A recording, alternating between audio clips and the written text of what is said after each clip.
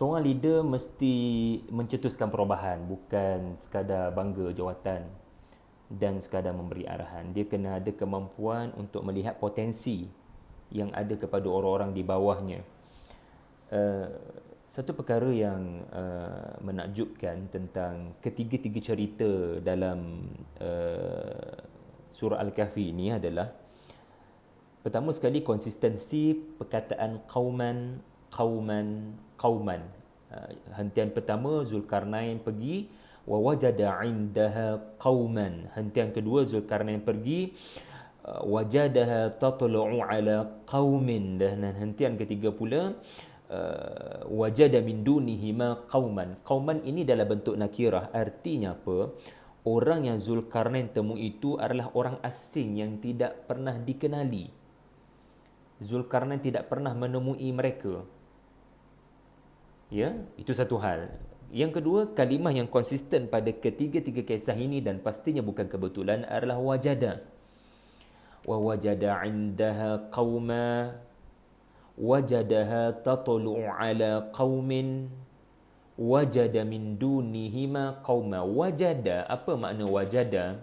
Kalau kita lihat pada ayat 65, iaitu kisah sebelum daripada kisah Zulkarnain, kita akan mendapati fawajada 'abdan min 'ibadina, yang bermaksud menemui sesuatu yang tidak disangka. Nabi Musa menemui seseorang yang tidak disangka-sangka, itulah hamba Allah yang beliau cari-cari. Sesuatu yang anda tidak sangka tetapi anda memang sangat memerlukannya, anda memang sangat menghargainya. Itu maksud wajada. Anda tidak sangka dan anda bila menemuinya, anda rasa ia sangat berharga bagi anda. Seperti Nabi Khadir alaihi salam. Maka subhanallah, walaupun orang tu asing bagi Zulkarnain, tetapi beliau tidak kata, saya tak ada manfaat buat mereka sebagaimana mereka tidak memberi manfaat pada saya. Beliau bukan leader yang sebegitu. Beliau melihat kaum yang asing ini, yang berbeza daripada orang yang dikenal selama ini, adalah orang yang wajada. Walaupun terkejut, tetapi beliau percaya ada kebaikan pada mereka ini. Mereka ada potensi. Sebab itu Zulkarnain bertenang bila sampai ke situ, dan beliau memikirkan sesuatu. Sebagai seorang leader, dia mesti ada unsur changer, change manager, change management. Dia kena jadi ejen perubahan. Dia kena ubah masyarakat di sini.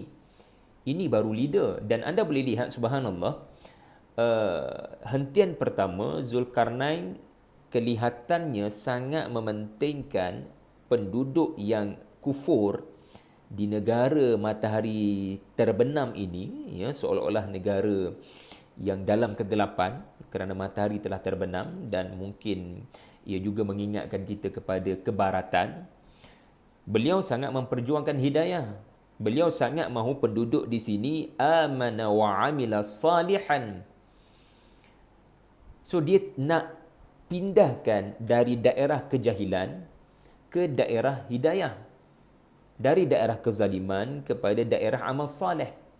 Ini baru leader, changing. Hentian kedua, iaitulah tempat matahari sentiasa terbit, bercahaya. Kita tidak diberitahu oleh Al-Quran apa yang berlaku sebenarnya, tetapi para ulama mencelah memberikan pendapat-pendapat mereka.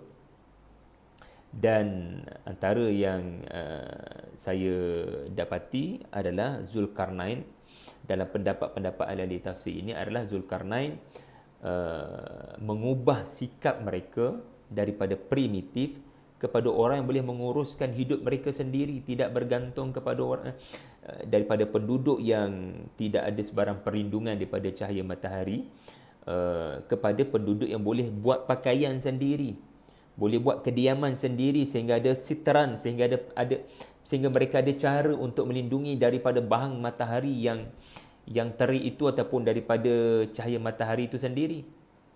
Dan hentian yang ketiga, sudah pasti anda boleh tengok bagaimana Zulkarnain mengubah penduduk kat sini daripada kami takut Ya'juj Ma'juj, kami takut Ya'juj Ma'juj, apa yang boleh kami buat? Kami hanya ada duit, tolong bantu kami.